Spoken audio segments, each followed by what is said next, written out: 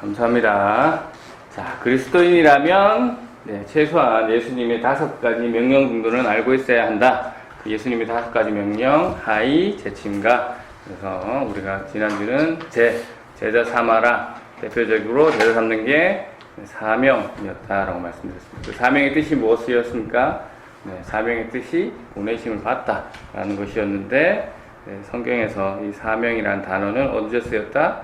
사람들에게 하나님의 은혜의 복음을 전하는 일을 할 때 사명이라는 단어가 사용되었습니다. 우리가 지난주에 살펴보았습니다. 그래서 사명은 예수님께서 자신을 믿는 모든 사람에게 시키신 명령이다. 특정한 사람들에만 하나님의 은혜의 복음을 전하는 것이 아니고 우리 모두가 그 명령을 따라야 되는 대상자임을, 그래서 우리가 현재 나의 모습은 어떤가, 나는 어떻게 은혜의 복음을 전하고 있는가 되돌아보는 그러한 시간이었습니다. 자, 그렇게 사명이 예수님을 믿는 모든 사람에게 있는 것임을 아는 사람이 또 가져야 되는 자세는 무엇이냐라고 했을 때 지난주에 이타적인 사람이 되어야 된다. 그리고 지역 중심에서 세계 중심인 그런 시야를 넓게 바라보는 그런 사고를 가져야 된다. 그리고 지금을 바라보는, 현재를 바라보는 시야에서 미래를 바라볼 수 있는 그런 시야로 바뀌어야 된다. 그리고 사명자는 여러 가지 환경, 여러 가지 나를 탓하는 그런 것이 아니라 주님이 세상이 끝날 때까지 함께 하신다는 그 약속의 말씀을 믿고 나아가는 자여야 한다. 그래서 우리가 지난주에 어떻게 이 사명자로서 나의 말, 나의 행동으로 하나님의 은혜의 복음을 전한 자의 삶을 사셨는지 모르겠네요. 그렇게 사셨는지 모르겠습니다. 자, 우리가 가장 좋은 것은 예수님의 그 은혜의 복음을 말씀으로 직접 전하는 것이 가장 좋죠. 그래서 그게 아니라면 우선적으로 내가 그리스도인으로서 어떤 삶을 살고 있는지, 그러니까 내가 이러한 삶을 통해서 다른 사람들이 그 삶을 보고 저 사람이 믿는 하나님은 진짜구나, 저 사람이 믿는 하나님은 가짜구나, 이렇게 판단할 수가 있겠죠. 저 사람은 교회는 다니는데 다른 사람들이 다 욕하고, 다른 사람들이 저렇게는 살면 안 된다라는 욕을 먹는 거면 그 사람이 믿는 하나님은 가짜겠죠. 그래서 하나님께서 여러분을 하나님의 자녀로 부르신 목적, 영혼 구원이었습니다. 그것을 사명, 제자 삼아라 라는 것이었죠. 그래서 우리가 이 세상을 살아가면서 때를 얻든지 때를 얻지 못하든지 묵묵히 주어진 삶에서 예수 그리스도의 복음을 전하는 자가 되어야 한다라는 것. 그리고 좀 더 생각해 보면 이제 저와 여러분이 이 자리에 있게 된 것, 우리가 복음을 전하기도 해야 되겠지만 우리가 이 자리에 있게 됐다라는 사실 자체가 우리가 누구한테 복음을 들었다라는 그런 증거가 되겠죠. 지금 우리 레포츠교회 성도님들 대부분이 이 자리에 계신 이유가 여러 가지의 하나님의 관여하심과 개입하심이 있겠지만 가장 큰, 제 생각에는 가장 큰 하나님의 영향은 우리 형님 때문이 아닌가라는 생각을 합니다. 우리 형님이 그렇게 또 어릴 때부터 간절히 기도하고 가족의 구원에 대해서 이렇게 헌신하고 했기 때문에 이렇게 지금 부산 레포츠 교회가 함께하는 일에 이렇게 되지 않느냐, 그 형님의 눈물 어린 기도가 그 희생이 헛되지 않지 않느냐라는 생각입니다. 그래서 여러분도 그렇게 복음을 전해 들어서 복음을 믿고 그렇게 살아간다면 여러분도 다른 사람들에게 그러한 삶을 통해서 살아야 되지 않겠느냐 생각됩니다. 그래서 오늘은 하이제 침가에서 이제 침례를 해보겠습니다. 아버지와 아들과 성령의 이름으로 침례를 주고라고 예수님께서 우리에게 명령하셨죠. 우리가 한 사람에게 침례를 준다라는 것은 그 사람이 결국 하나님과 뭐 하는 겁니까? 소통하는 거죠. 교제하는 것이죠. 그래서 침례는 뭐다? 교제다라고 제가 말씀을 드렸습니다. 그래서 오늘은 이 교제에 대해서 침례를 주라. 교제에 대해서 말씀할 텐데요. 말씀을 나눌 텐데, 이 교제라는 단어는 헬라어로 코이노니아라고 합니다. 네, 뭐 제일 많이 쓰는 헬라어 중에 하나죠. 우리가 알고 있는. 성경에서 코이노니아라는 단어는 교제, 사귐, 뭐 교통, 참여, 나누어줌이라는 뜻으로 사용되었습니다. 그리고 가장 또 어떤 의미가 있냐면 이 단어들은 전부 공통적인이라는 뜻을 가지고 있는 단어들입니다. 네. 그러니까 이 코이노니아라는 단어가 헬라어라고 말씀드렸는데, 이 말은 헬라어가 당시 신약 시대를 살고 있던 사람들의 공통적인 언어였다라는 것이죠. 그래서 이 헬라어의 정식 명칭이 있습니다. 우리가 헬라어에서 헬라어지를 알지만 헬라어 앞에 이름이 붙었는데, 그게 뭐냐면 코이네 헬라어입니다. 그러니까 코이네, 공통적인 헬라어라는 거죠. 네.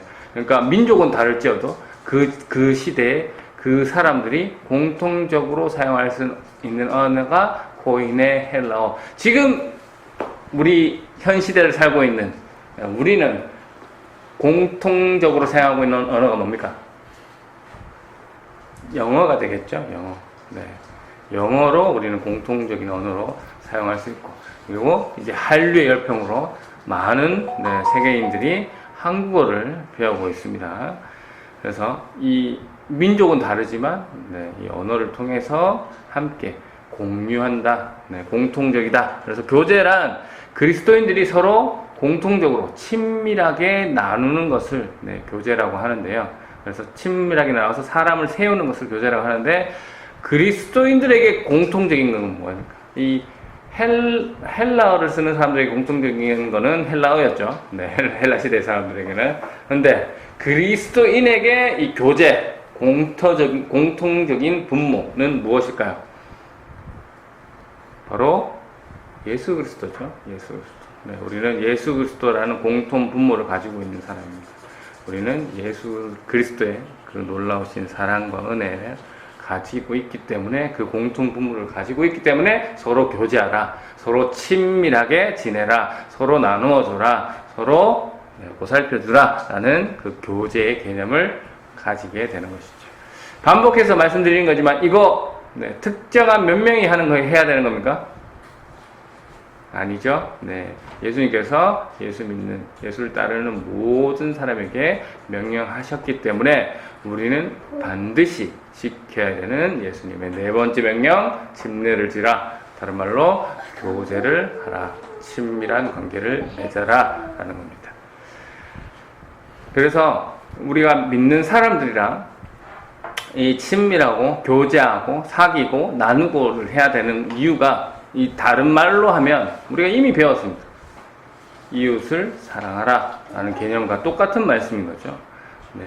그래서 제가 누누이 또 말씀드리지만, 또 말씀드리겠지만 앞으로도 성경적으로는 1차적으로 이웃을 누구라고 한다고요? 믿는 사람이라고 한다라고 했죠. 먼저 믿는 사람들과 친밀하게 교제하고 사랑할 수 있는 사람이, 믿지 않는 자들도 친밀하게 교제할 수 있는 사람이 되는 거겠죠. 우리가 같이 예수를 품고 같이 예수를 믿는 사람도 서로 사랑하지 못하는데 어찌 예수를 믿지 않는 사람을 우리가 진심으로 사랑할 수 있겠습니까? 네. 그거는 우리가 같은 예수를 믿고 있음에도, 같은 예수를 품고 있음에도, 같은 예수를 주인으로 모시고 있음에도 친밀하게 지내지 못한다, 교제하지 못한다 라는 것은 사실 예수님의 그 네 번째 명령을 어기고 있는, 사실은 좀 나쁜 행동이죠. 그런데 참 우리는 잘 못 지내는 것 같습니다. 근데 우리 교회 얘기는 아니죠. 네, 다른 교회 얘기죠. 네. 그래서 뭐 같이 다양한 사람들이 한 교회에 모여서 사역을 하다 보면 뭐 우리에게도 있을 수 있는 일이지만 뭐 서로의 생각이 다르기 때문에 뭐 싸울 수도 있습니다. 하지만 예수님께서 말하니까 친밀하게 지내라라고 했기 때문에 싸울 수는 있는데 또 얼른 또 풀어야 되는 거죠. 왜? 주님을 마음에 품고 있는 사람들이면 그렇습니다. 그런데 교회 안에서 평생을 원수처럼 지내는 사람들 있잖아요. 네. 그래서 그 꼴 보기 싫어서 또 다른 교회로 네, 이동하는 사람들도 있습니다.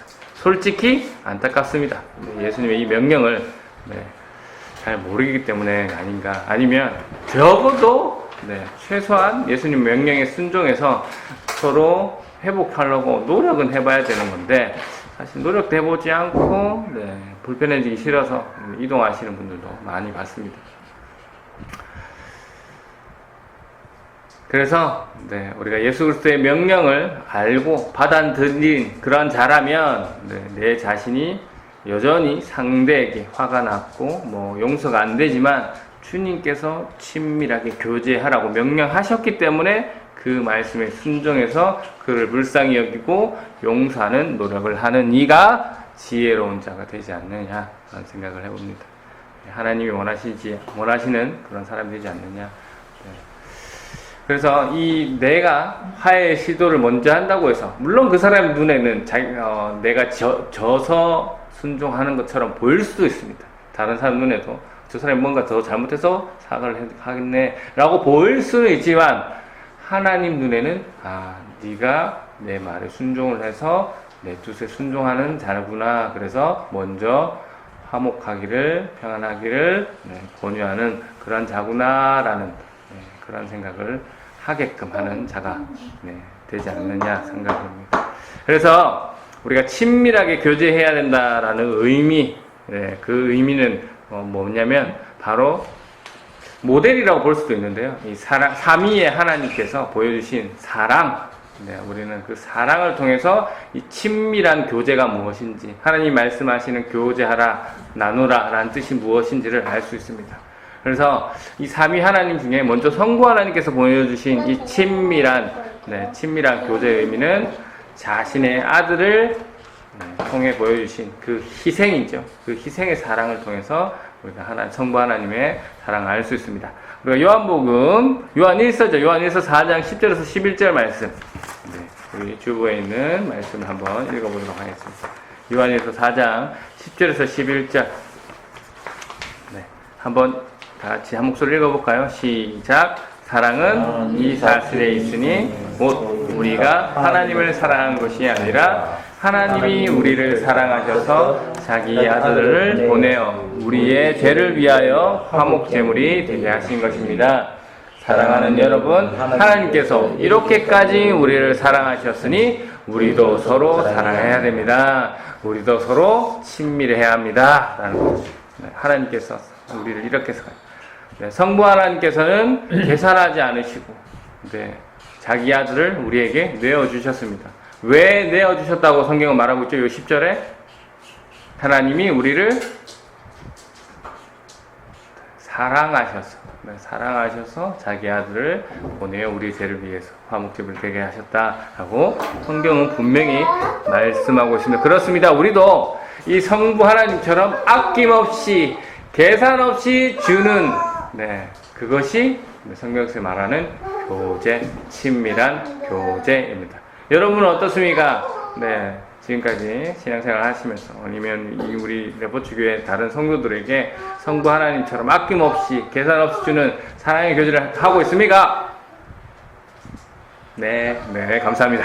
자, 두 번째로 성자 예수님을 통해서 알 수 있는 사랑은 요한복음 13장 34절입니다. 이제 예수님을 통해서 우리가 교제에 대해서 한번 볼 텐데요. 자, 함께 읽어볼까요? 시작.